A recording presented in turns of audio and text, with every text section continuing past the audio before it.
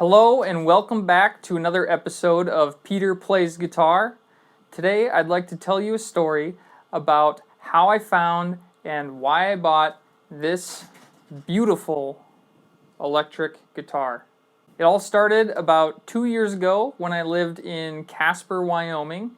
And at the time I was playing a lot of gigs, but it was all acoustic, so I really didn't have much need for my electric guitar.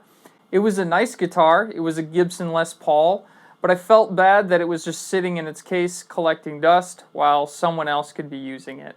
I brought it down to the local guitar shop downtown, and I believe the owner's son was actually the person who bought it. So fast forward a couple years later, and I moved back to the Midwest, and I started playing on my old Gibson Explorer.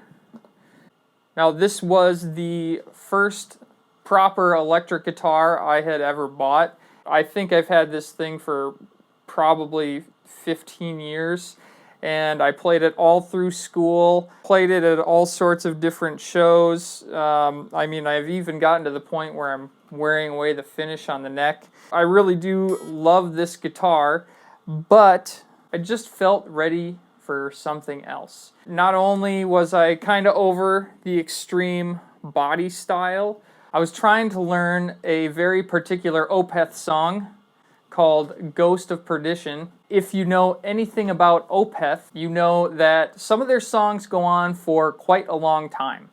This particular song is a little over 10 minutes. At about 5 minutes, you get into this part where you're playing some octaves, and every time I got to that part, my guitar had worked itself out of tune, and it sounded horrible.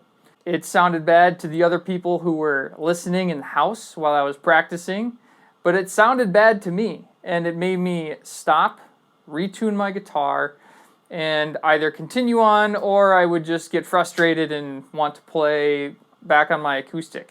I did my best to address the issue by adjusting everything I could on the guitar, but nothing really seemed to be solving the problem.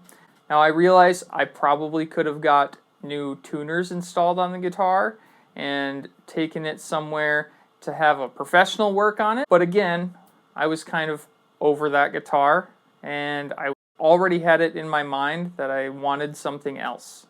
So I decided to start the hunt for a new electric guitar. The first thing I did was started a list of all the things I knew I wanted. The first thing I knew I wanted was humbuckers. The reason I wanted this type of pickup is because sometimes I like to play with a ridiculous amount of distortion. Number two is that I wanted a fixed bridge. The reason I wanted a fixed bridge rather than something like a Floyd Rose was because I do like to play in different tunings pretty frequently, and that's not exactly easy on a floating bridge. Number three is that I just wanted it to look good.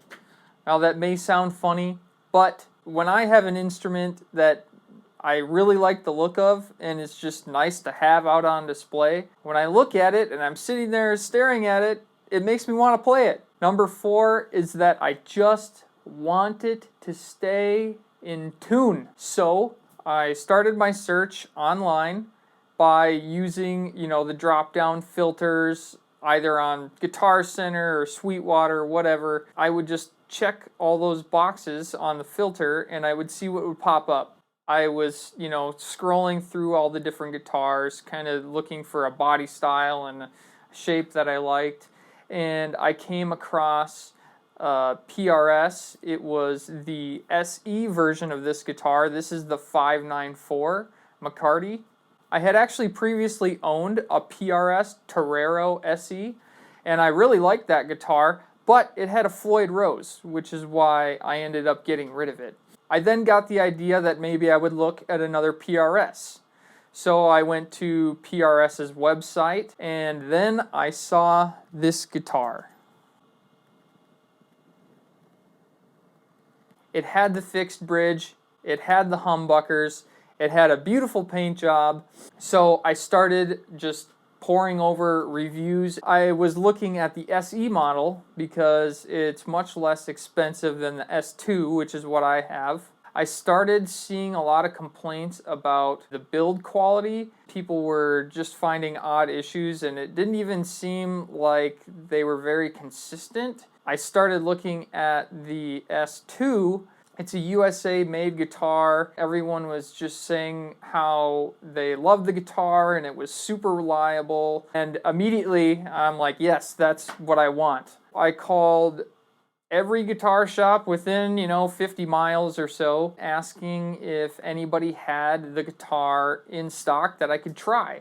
Because I'm not just going to order it online, never having handled it before. I had an idea of what a PRS felt like, but I wasn't about to buy a new guitar without ever touching it.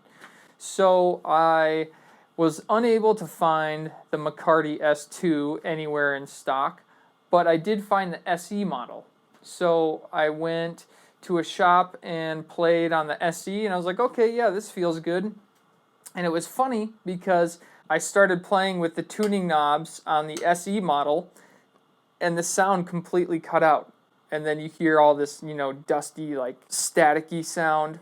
And it just confirmed the reviews that I was reading about the SE model. All that aside, I still liked the way the guitar felt in my hands, how it rested on my leg. It felt nice and balanced. So I knew that the S2 model would just be a nicer, more quality version of the SE. So I start looking at the S2 model. And this guitar goes for $2,000. And that is far beyond what I wanted to spend.